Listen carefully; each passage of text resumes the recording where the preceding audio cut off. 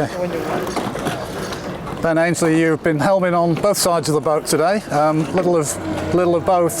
Talk to me about the conditions out there. It was bumpy, but maybe not as bumpy as we've seen here. Yeah, it was a beautiful day for sailing.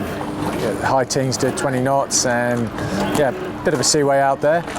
Not, like you said, not as bad as we have seen. So yeah, it's really great conditions. I think if we get conditions like that during the Cup, it's going to be a spectacular event. We saw you on the J4 and then the J5 today. Talk to me about the difference between those two sails. How different did the boat feel?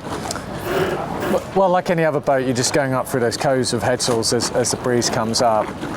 And you know, these boats, it's always seems ever more critical with the boat speeds being as high as they are. So just trying to work through different settings. Obviously the boat handling in the sea state again is proving to be really critical.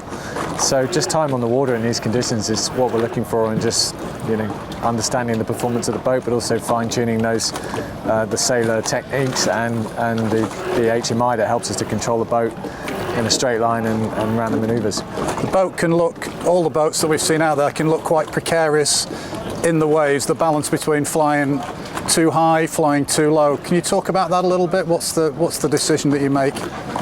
Well, it's the challenge that everyone is finding, and expectedly so in the sea state. It's very hard to get really accurate flight control. So, you know, where's the sweet spot there, you know, between having too much immersion and slowing the boat down but not falling off the foil.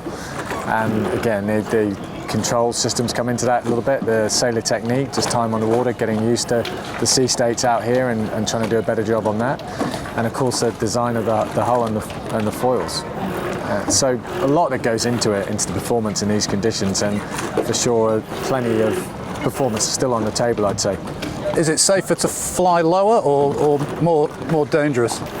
Well, yeah, it's in terms of the foil interaction. If it starts getting, you know, you start getting too much piercing, and in the sea state it can get difficult. That said, you know, if you dig the hull in too much, you're going to slow down as well. So it's finding that happy sweet spot, that middle ground where you feel like you've got enough control with the foil, but you're not digging the hull in. So yeah, again, that's what all of the teams, no doubt, are trying to find that optimum. So let's talk about the team being in Barcelona now. Ben, is it a new phase? You're leading this team. Do you feel like you're moving into a new phase with the campaign? It's really great to be here in Barcelona, to have the teams here as well. Of course, it just adds that little, you know, sense of excitement, really. That, okay, we've still got 12 months until the event, but just to have everyone out here racing on the same patch of water or training on the same patch of water, it's going to be, I think, you know, this time next year, Barcelona is going to be an incredible event. So as a team, we're very happy to be here and excited. We've got a good facility. The team have done a really good job getting that together, and it will be a fantastic base for us over the next 12 months. Fantastic. Thanks for sharing, Ben. Okay, thanks.